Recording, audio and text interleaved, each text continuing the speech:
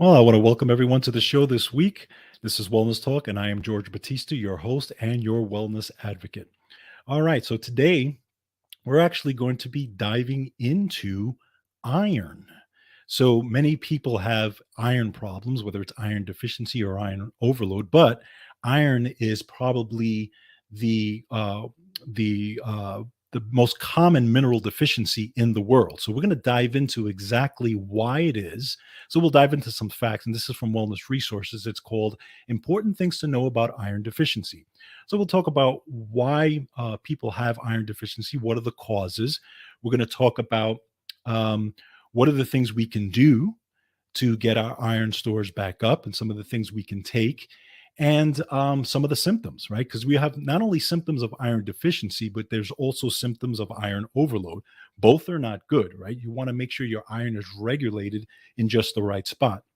But if you have it either way, there could be a myriad of symptoms. So we're really going to dive deep into iron this week, and we're going to show you exactly what are the mechanisms of it, and why you should care about iron in your blood, and what are the factors that can affect it. So very, very important information on it for those of you who have an interest in this. Then we're going to talk about vitamin B, or B vitamins may reduce the risk of stroke. And this is brand new information. This is from Zhangjiao University in China. And this is talking about, it was actually a big study, and it talked about how B vitamin supplementation actually reduced the risk of stroke. And this was a lot of people that participated in this study. So again, this is something that's very, very important for those of you who want to make sure that you are nutritionally fortified with your B vitamins. Many, many reasons why people can be B vitamin deficient. And I think it's going to be of interest to you to make sure that you are getting the nutrition that you need, specifically B vitamins. Now, before we dive into those, there was a major supplement victory this week, and this past week, actually. Those of you who listen to the show know that a few weeks ago, I talked about how Congress was trying to pass legislation that affected the supplement industry. So what they were doing, Senator Dick Durbin had actually put forth a mandatory listing legislation that would add regulations to supplements that would increase the prices for consumers and decrease available options of supplements, making it easier for the FDA to eliminate supplements, and also supplements that would compete with, obviously, drug companies and pharmaceutical companies and that type of thing. So what they wanted to do is make it a mandatory listing. This way the FDA could actually have a say in supplement formulations, and if they wanted to get rid of something, they could. Well, there was a major victory this week because the congressional leaders reached an agreement for the reauthorization of FDA user fees, which was part of this whole legislation, but the package did not include mandatory product listing for supplements. So that's a huge victory here. Now, that does not mean that that it's all great and peachy and roses, because they're thinking, and the Alliance for Natural Health has talked about this, they're thinking that they might try to pass it in other legislation at the end of the year. So those of you who have written your congressmen, written your local leaders about this, thank you for doing that, because it's very, very important. But we have to continue the pressure, because again, this past, or at the end of this year, there could be more legislation that can try to sneak that in there. So they're still trying. They're still trying. And folks, again, like I've said, if you really want to make sure that we don't end up like the European Union and what they've done, because they've actually had restrictions put on the supplements and the amount of nutrients and the amounts that can be actually put into those supplements in Europe. If we don't want to go that way in the United States, we really have to put the pressure on them and tell them that we're really unhappy with this type of legislation. So again, it's good in a way that we've gotten some breathing room on this, but again, we have to put the pressure on it. So those of you, keep putting the pressure on your legislators and on Congress, and hopefully we can do away with this, at least for now, because they're always trying to do something with this. Okay, so anyway, just wanted to kind of give you guys an update on that. All right, so let's get into a deep dive this week. Again, this is from Wellness Resources, important things to know about iron deficiency. Let's go over some of the facts first. So, iron deficiency is the most common mineral deficiency in the world. It affects about 2 billion people. Now, it's estimated that 15 to 35% of athletes or female athletes have iron deficiency, and 5 to 11% of male athletes are also iron deficient. But up to 50% of pregnant women around the globe experience anemia due to a low intake of iron or B12 and or folate. So that's a big thing. And this is why women who are pregnant definitely should be on prenatal vitamins that have the right nutrients in it, including iron. Now, what is iron essential for? So we know that, pretty much basic information, right? Iron is essential for oxygen delivery to cells. It is stored in the red blood cells, in the bone marrow, in the spleen, and the liver and the muscles. But 70% of the iron is found within the hemoglobin of the red blood cells. And why is that important? Because you need sufficient iron stores to affect many things in your body, including mitochondrial function, enzyme and cell signaling activities, transport and building proteins, organ function, immune system function, neurotransmitter activation, and tissue repair. Again, so it affects the entire body in many, many different ways.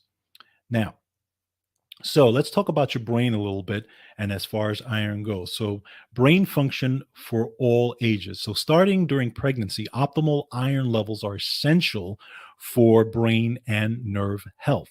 So, iron adequacy affects learning, it affects cognitive skills,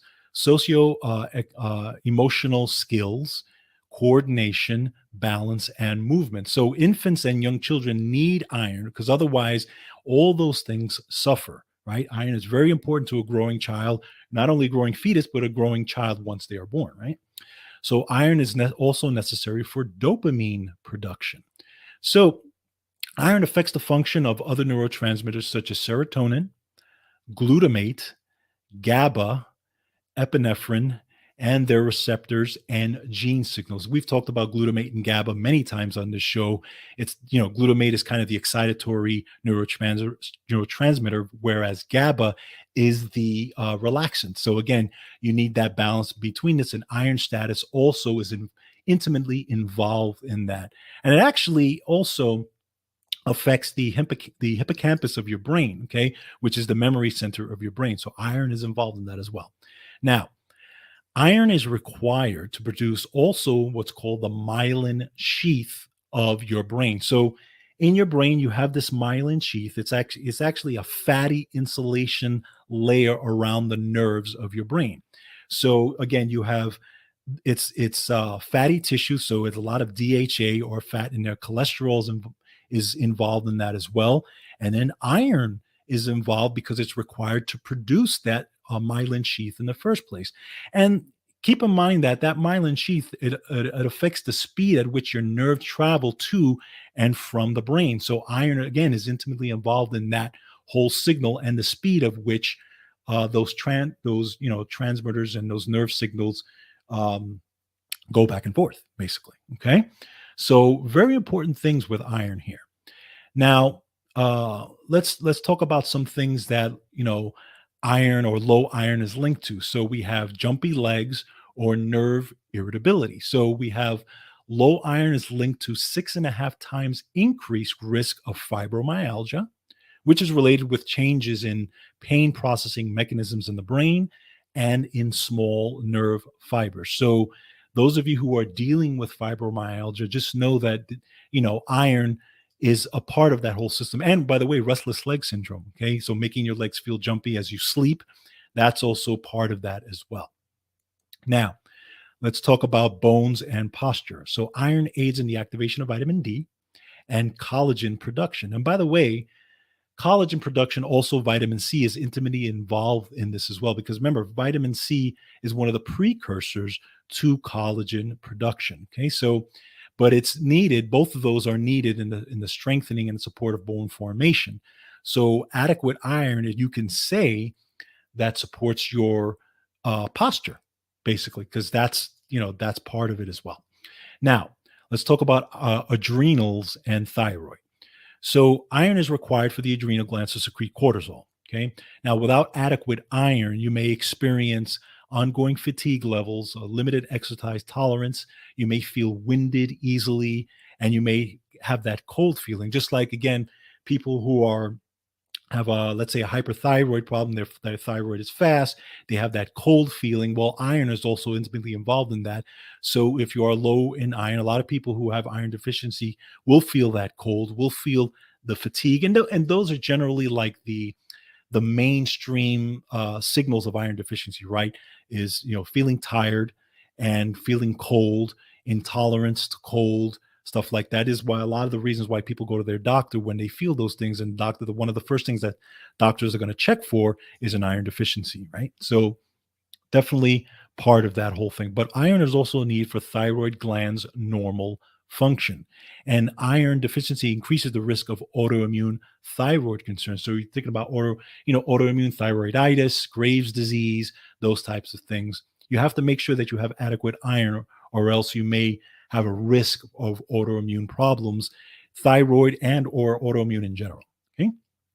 Now, next, we're going to talk about obesity, inflammation, and other health concerns that contribute to iron deficiency. So, what contributes to it? We have menstrual blood loss. Obviously, women every month have that, menstrual blood loss. That definitely plays a role in iron deficiency. GI bleeding, celiac disease, intestinal infections, gastrointestinal cancers, hernias, any kind of bariatric surgery can affect it. Diverticulosis, gastritis, fatty liver, chronic hepatitis, H. pylori infection, and bowel obstructions. All that can lead to iron deficiencies. And by the way, another thing that is not commonly known is that viruses and bacteria actually have been known to take up iron. So there are many specifically viruses as well. There's many studies on this where viruses actually use iron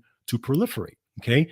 And viruses depend on iron in order to efficiently replicate within living host cells. And actually, some viruses actually selectively infect iron.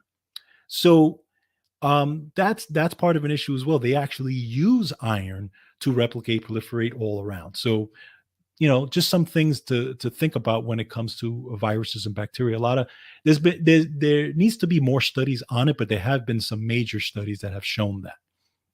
Now, what about medication? Medication is a biggie. It's huge when it comes to iron deficiency because there's so many medications. One of the big ones is what's called a proton pump inhibitor. Now, you may know it as Prilosec, Prevacid, Protonix, Nexium. These are the medications that are given to people who have acid reflux. And what does it do? It basically takes the stomach acid out, or lowers the amount of stomach acid, and it actually hinders digestion. So yes, people may feel better when it comes to dealing with acid reflux, but there's damage happening on the other side. Why? Because number one, you're not able to digest food properly. You need stomach acid to digest food. Plain and simple. Stomach acid is needed. And if you don't have enough stomach acid, you're going to find yourself having a problem digesting food. And therefore, you're going to have a problem digesting nutrients. So why is that, why is that a big issue? Because then you're looking at, again, going towards iron deficiency because you're not digesting the iron that you're getting. And, it can be a big problem. Okay. Blood thinning medications also, and certain antibiotics also can lead to iron deficiency. So it's, I understand that people having acid reflux problems and that type of thing, there's many other ways that people can deal with it on the natural side. But, proton pump inhibitors and those types of things are one of the biggest drugs that are, or one of the biggest medications that are given out today. But they also, there's an also big increase with that as far as risk increase for cancers and other types of issues as well. So they do not come without side effects. So just keep those things in mind when you're thinking about, acid reflux and stuff like that. It's a major issue.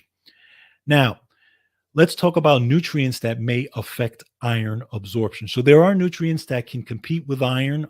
These include calcium, fiber, green tea, manganese, milk thistle, phosphorus, soy proteins, high dose turmeric, and zinc. But the greatest interference occurs with these nutrients because if they are taken in high doses at the same time as dietary or supplemental iron. Okay, so that's where people are seeing the effect. Okay, it's not when typically you're not really going to see that when you're not taking as much iron, but when you're taking iron together with high doses of these supplements, then you get this competition that's happening. So, and another thing that is not widely known is that copper actually has an effect on iron. And I've gotten into this recently, but copper actually plays a major role when it comes to iron. Why is that? Because a good portion of the iron that's in your body, probably most of the iron that's in your body is actually recycled iron. Well, copper is actually part of the recycling process. And actually, you need copper in order for the recycling of iron to happen properly. And copper regulates iron. So if you don't have enough copper, iron can actually not be recycled properly. You could actually end up with an iron overload because it's not regulated and not recycled properly. So this is something to think about. And actually, I would point to there's a gentleman named Morley Robbins, and he is the founder of the Magnesium Advocacy Group. And he talks about this, and he's gone on, he's done many writings and stuff like that. And he's gone on, he's done many interviews and written papers on this, on the role. I think actually he's writing a book, or he's written a book on this. I don't remember, but he's actually talked about the role of copper in terms of iron deficiency or overload. So it's very, very, this is science. There's not a lot out of there, not a lot out on this, but it's something to think about. And a lot of doctors are not aware of that, by the way. So copper is something to take a look at when it comes to iron as well. Now, iron and red blood cell production. So the kidneys, which secrete a hormone called, I always butcher this name, so forgive me if I butcher this, but it's called erythropoietin. I hope I got that right. Okay. But this is secreted by the kidneys, and this tells your body to produce red blood cells. Okay. Red blood cells are called erythrocytes. So every day, about 200 billion red blood cells are produced in your body. So this process requires about 20 milligrams of iron obtained through your diet and iron stores in your body.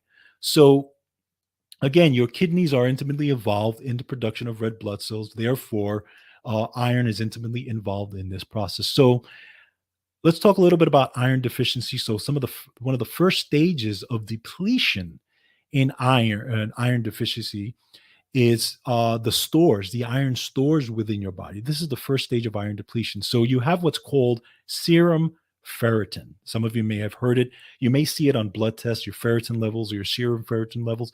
And what that does is that measures your iron stores. Okay. So low iron stores are the only reason for low serum ferritin. Okay. But again, copper may have something to do with that as well. Again, new science coming out on that.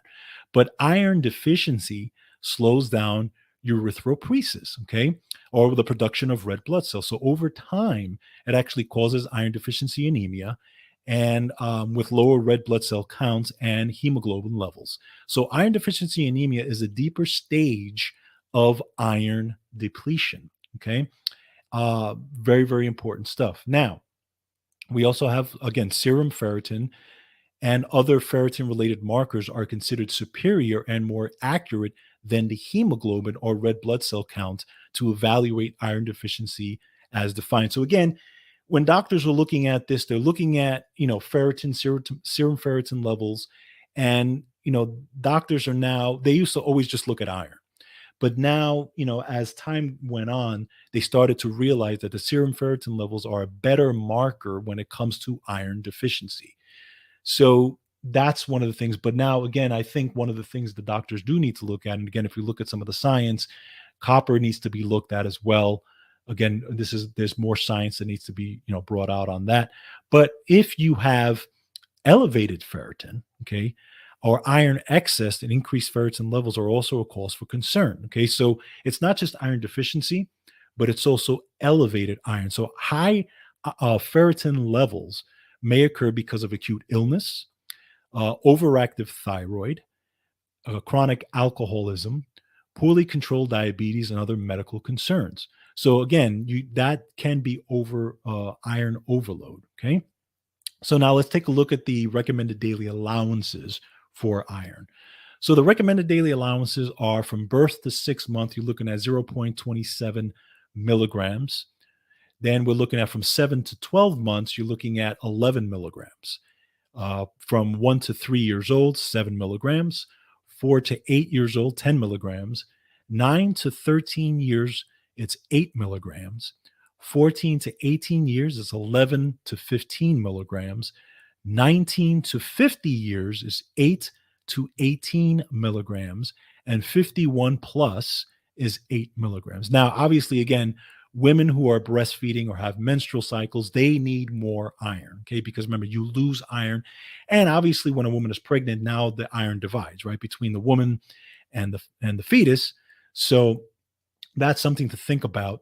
And also people, or women or who are pregnant and or on plant-based diets, or people in general that are on plant-based diets, you also have to kind of heed that warning as well, making sure you're getting enough iron, because again, plant-based diets tend to be a lot lower in iron. And I know a lot of people who are anemic, who are vegetarians or vegans, and they're anemic. And a lot of times it's because they just don't eat enough of the iron. They don't have enough of the greens. They're not eating enough of the um, nutritious diet to get enough iron or replace the iron that they would have gotten from a meat-based diet. So it's a trade-off. You have to really, but it's something you really have to take a look at. Now, what are the best sources of iron? Okay, so we have, obviously, everyone knows the red meats, the poultry, the seafood, the eggs, legumes, spinach, tomatoes have iron, nuts, grains, even dark chocolate has iron, by the way. So those are like some of the highest foods that have iron in it to take a look at. Now, iron quality, huge difference, okay? Because there's different types of iron. Now, typically, when you would go to your doctor and get, let's say your doctor sees that you have an iron deficiency or whatever, they're going to put you on what's called ferrous sulfate, or they're going to, give you a ferrous sulfate iron pill. And this is also, by the way, commonly added to foods. This is what the foods that get fortified with iron, that's what they use ferrous sulfate as well. But those tend to have problems. Those don't come without side effects, right? Because a lot of people report gastrointestinal problems and, just a lot of irritations when they're taking that type of iron. So there was a randomized control study in pregnant women that demonstrated that 25 milligrams of iron bisglycinate was better absorbed and tolerated than 50 milligrams of ferrous sulfate. Why is that important? Because the iron bisglycinate, which is the iron that I recommend, is iron that's attached to two molecules of glycine. Okay, glycine is an amino acid. And when the body takes it in, it's able to get into the cells much better because it's attached to the amino acid glycine, and therefore you have iron going through without an issue. And also, iron bisglycinate tends to be an iron that is well tolerated and usually doesn't contribute to any kind of stomach problems, stomach upset, or anything like that. So, just think about that when you're, looking at iron deficiency. Now, the supplements that I recommend that do contain iron, again, obviously on this show, we talk about the wellness resources supplements. And those are the supplements of choice for this show. So, top choices with iron, take a look at Blood Booster, because that is the premier iron supplement of wellness resources. Again, it contains the iron bisglycinate. Now, for those of you who are pregnant, you can take the daily prenatal multiple vitamin. Again, it contains iron, the iron bisglycinate, and then the children's super mini multi for the young kids who are growing and need iron. Okay.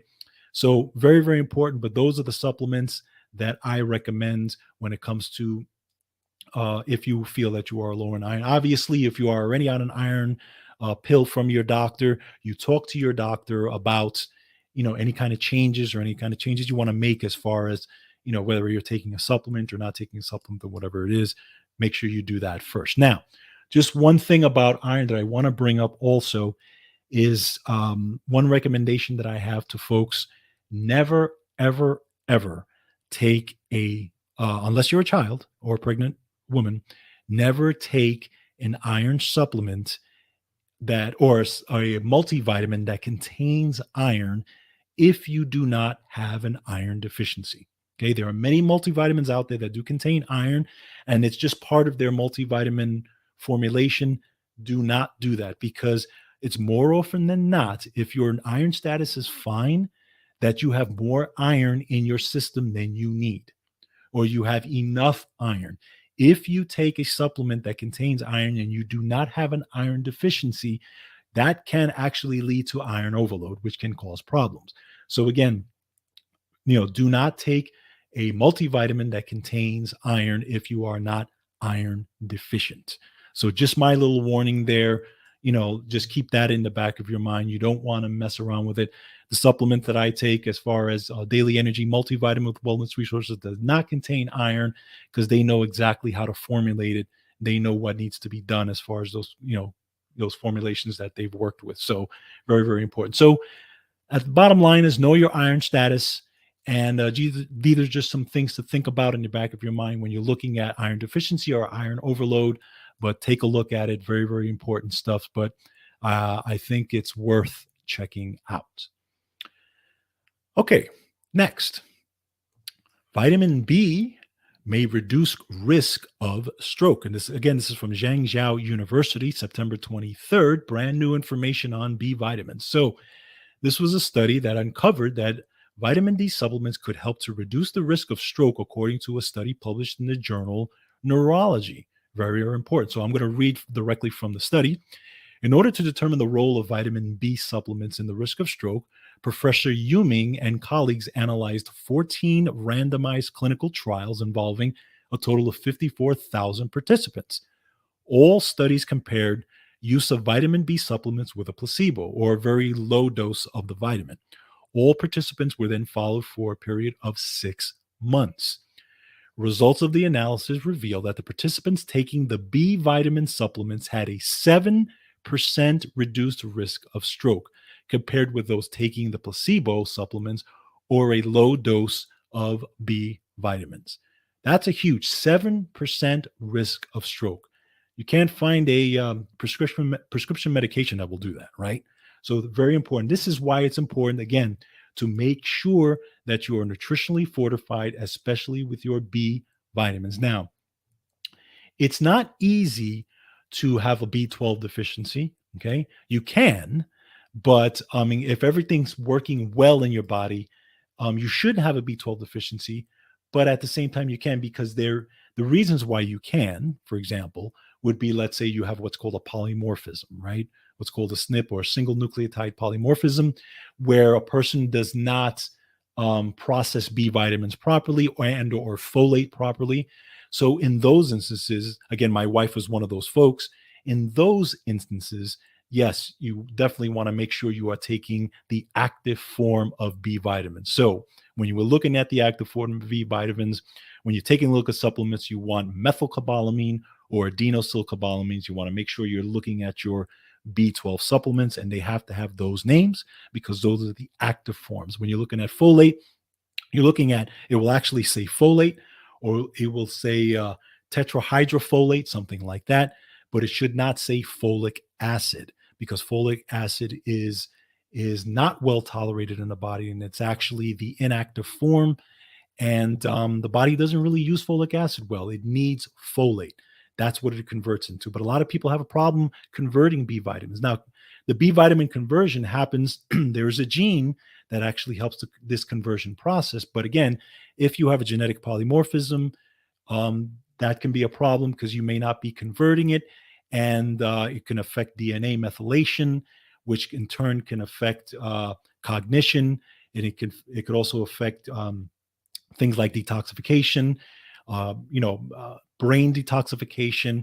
It can affect what's called homocysteine. It can make your homocysteine levels go really, really high. Homocysteine is a marker for inflammation. You do not want that. It can affect lead levels in your body, all different types of heavy metal levels in your body.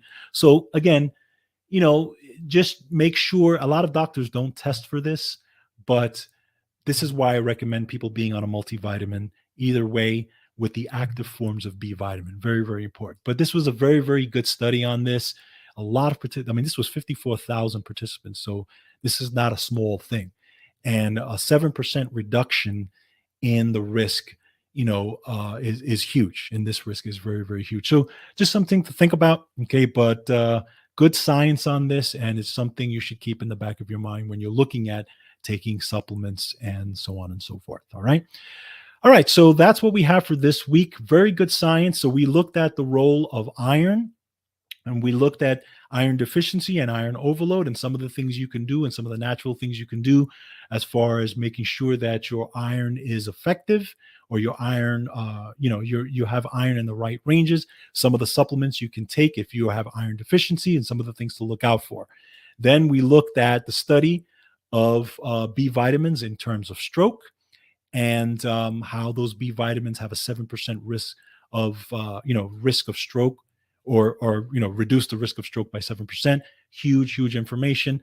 And again, those of you who are you know keeping tabs on the supplement regulations that are coming out of Congress, make sure you continue to do that. You can go to Alliance for Natural Health, and they will have some good updates on that. Okay, make sure you go to georgebatista.com, by the way, to check out all the articles that we go over, and make sure that you like, share, and subscribe. Don't forget. Okay. All right. So hope you guys have a great week. Take care of yourselves and each other. And as always, don't forget to control your health. Have a great day.